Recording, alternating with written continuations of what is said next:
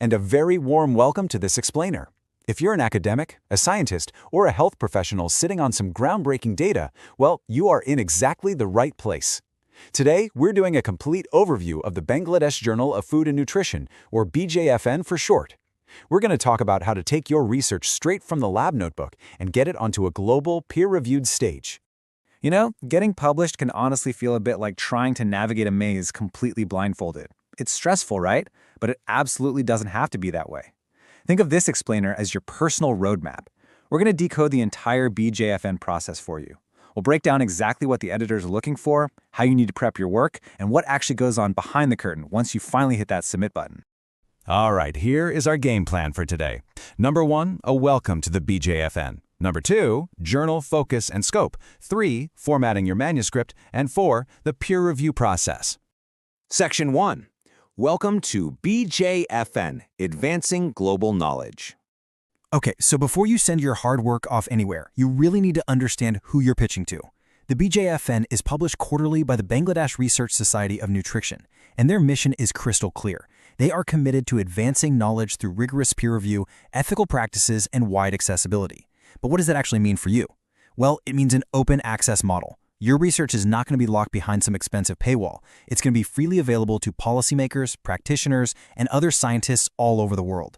Plus, they really prioritize fast publication times without cutting any ethical corners, which means your findings get out there quickly and credibly. And here's a really cool part. When you publish here, your work is backed by a truly international team.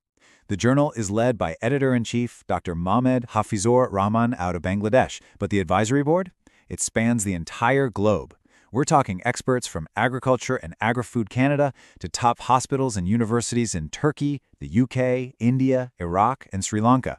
So your research is genuinely being evaluated by a diverse global network of experts. Moving on to Section 2. Journal focus and scope. Where does your research fit? So the scope of BJFN is huge, mainly because nutrition and food science are just so interconnected. If you're a physician, a dietitian, or an epidemiologist, this first bucket is absolutely for you. Clinical and public health. This is where your studies on clinical nutrition, interventions for malnutrition, or big dietary surveys belong. If you're out there tracking how specific diets impact diseases across whole populations, BJFN is actively looking to get your findings into the hands of the practitioners who desperately need them. But hey, it's not just about what happens after we eat. It's also heavily focused on how that food gets to our plate safely in the first place. So, scientists and technocrats, listen up. BJFN covers the highly technical side too, food science and technology. Whether you are engineering the next generation of food machinery, coming up with innovative packaging, or diving into food chemistry and hygiene, it's a massive part of what they do. Because public health literally starts with a safe food supply chain. And to wrap up the scope, we zoom way into the microscopic and the physiological.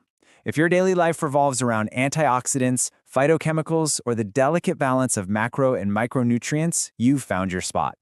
This category also sweeps up sports nutrition, metabolism, and even the cutting-edge, almost sci-fi sounding field of molecular gastronomy. Basically, if it impacts human biology and health through food, it fits perfectly right here. Section 3. Formatting your manuscript. The rulebook. Look, you can have the most earth-shattering research in the world, but if you ignore the formatting rules, you're basically risking a desk rejection before a reviewer even glances at your data. Let's talk limits. Your title needs to be concise, max 15 words, in title case. Your abstract is strictly capped at 250 words, and it has to be structured. That means clear subsections for background, methods, results, and conclusion. As for the style, these are totally non-negotiable. APA 7th edition for your citations, Times New Roman 12-point font, 1-inch margins, and single-spaced. Oh, and keep your headings bold and left-aligned. Meticulous formatting just shows you respect the editor's time, you know? Beyond just fonts and margins, the actual anatomy of your manuscript has to follow a very strict structure. Your introduction needs a crystal-clear objective. Your methodology has to be so precise that someone else could perfectly replicate your study. Now pay attention here, because this is a trap a lot of authors fall into. The results section. This must only present your raw findings. Use tables, use graph, but absolutely no interpretation here. Save all of your brilliant insights for the discussion section. That's where you get to explain why your results actually matter and, this is key, own up to any limitations of your study. Finally, your conclusion wraps it all up without ever introducing new information. Okay, let's pause for a second because this is critical. Ethics first. Do not even think about hitting submit until you've locked down permission for any materials you're using, like data sets or photos. Every single author listed must actively consent to being there, and most importantly, if your study involves humans or animals, you absolutely must have approval from the right ethics committee based on your local laws. Get that informed consent, disclose any conflicts of interest right there in the methodology, and you're good to go. Which brings us to Section 4, the peer review process, from submission to publication. So you've formatted perfectly, you click submit, then what? It's not a black hole, I promise. It unfolds in a very deliberate series of steps. Step 1 is that online submission. That instantly kicks off Step 2, the initial editorial evaluation. Think of this as a triage stage. An editor is just checking, does this meet the minimum standards? Does it fit our scope? Are the ethics clear? If you pass that, you dodge the dreaded desk rejection and move to Step 3, the assignment of reviewers, where they find independent experts who have zero conflicts of interest with your work. Now, BJFN uses something called a double-blind review. If you're not familiar, this is a process where the identities of both the authors and the reviewers are kept strictly anonymous. Why does this matter? Well, it completely levels the playing field. It prevents any unconscious bias about where you work, what country you're from, or how famous you are in the field. Your research is judged 100% on its own scientific merit and originality. Once those anonymous reviewers dig in, they do the peer review evaluation. They'll give you constructive feedback and recommend acceptance, revision, or rejection. That leads to the editorial decision, which more often than not involves author revisions. Actually, don't let the word revisions freak you out. It is a totally normal, healthy part of the scientific process. You revise, maybe it goes back for a quick re-review, and once everyone is thrilled with it, the editor makes the final decision. If accepted, you get a publication date, and your work is officially out there in the BJFN.